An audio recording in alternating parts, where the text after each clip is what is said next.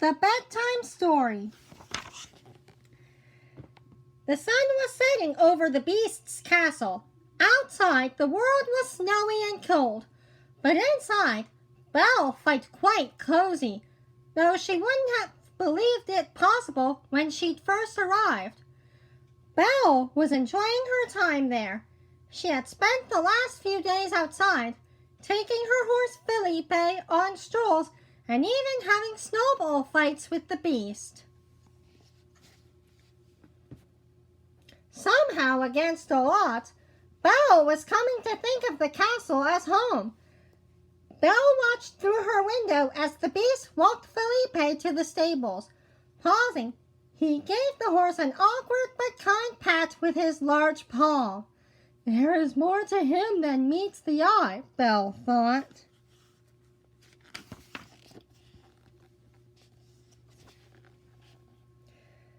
Suddenly, Chip pounced in. "Belle! Belle!" he called. "It's story time!" "Not now, Chip," Mrs. Potts said, coming in behind her son. "You must wait for Belle to offer to read you a story. Perhaps she is tired and wishes to go to bed." "I'm all right," Belle replied, smiling. She had gotten into the habit of reading bedtime stories with her new friends, and she had been looking forward to it all day. "Let's go down to the library." "Yippee!" cried Chip as he bounced out of the room. Lumiere and Cogsworth were already in the library when the trio arrived. The pair had pulled Belle's favorite chair close to the crackling fire. A warm blanket rested over the back, and a thick book with a worn leather cover sat on the seat. "I thought perhaps we could read this one tonight," Cogsworth suggested, pointing at the book.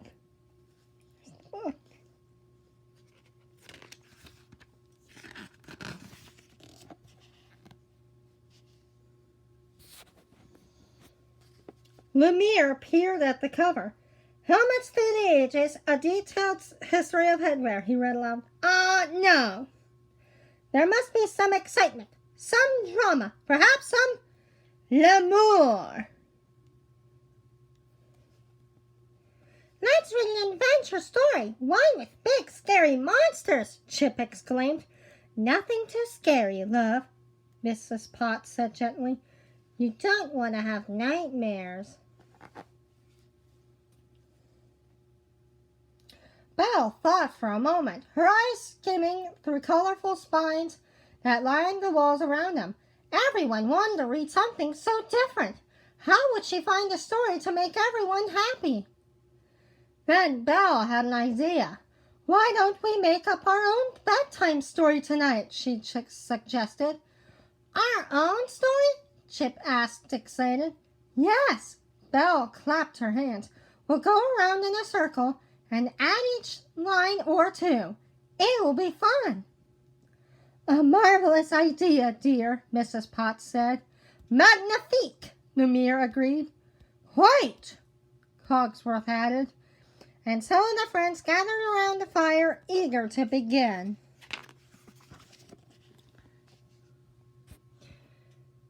Everyone insisted that Belle should go first.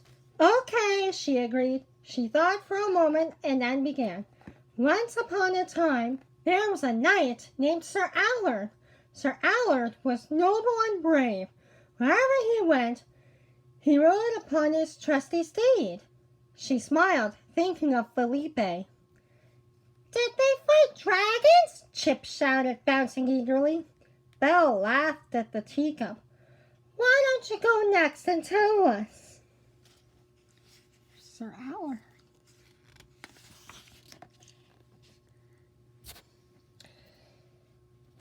"Sir Allard went on lots of adventures. He fought big scary dragons and saved lots of princesses," Chip said. "People came to his castle from all over to ask for his help." "Oh, I believe I have something to add," Cogsworth said.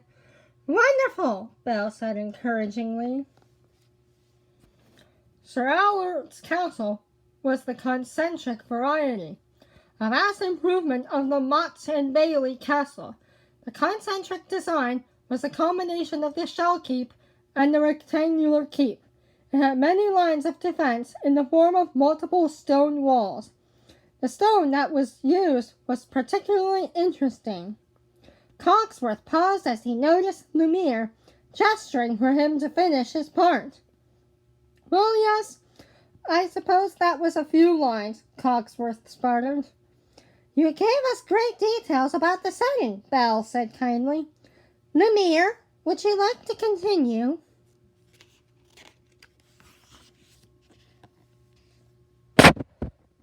"But of course," the candelabra said. "One day our hero, Sir Allard, heard about a ferocious dragon. As all brave knights know, where there is a dragon, there is often a princess. And so, dreaming of rescuing the princess and finding true love, Sir Allard set off to find the dragon. He soon found himself in an enchanted forest, a forest that was so dreadfully dark that he could not see." "Ooh!" Mrs. Potts exclaimed. "I know what happens next." As Sir Allard's eyes adjusted, he saw something large resting in the distance, Mrs. Potts said. It appeared to be the dragon, but the creature didn't look like the knight thought he would. In fact, he looked a bit sad. "What did he do, Mama?" Chip asked. "Well, now, I've had my turn, Chip," Mrs. Potts said. "We've all had our turns," Cogsworth exclaimed. "Who will finish the tale?"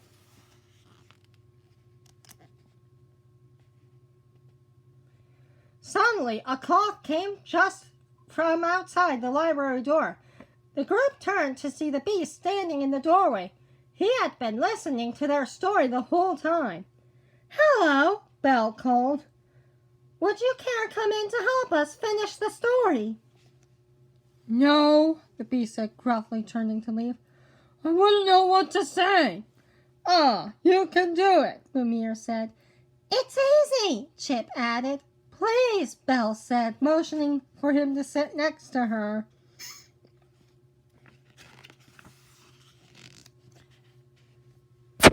"All right." The beast strode over and sat next to Belle. "Well, I thought that maybe... I don't know. This is ridiculous," he said, fidgeting nervously. Belle put her hand on his paw and smiled encouragingly. He looked at it and then tried again. "The knight saw that the dragon was upset and lonely. And so Sir Allard talked to him. And then something very unlikely happened. The two of them, well, became friends. The end." "Well, the beast finished the story."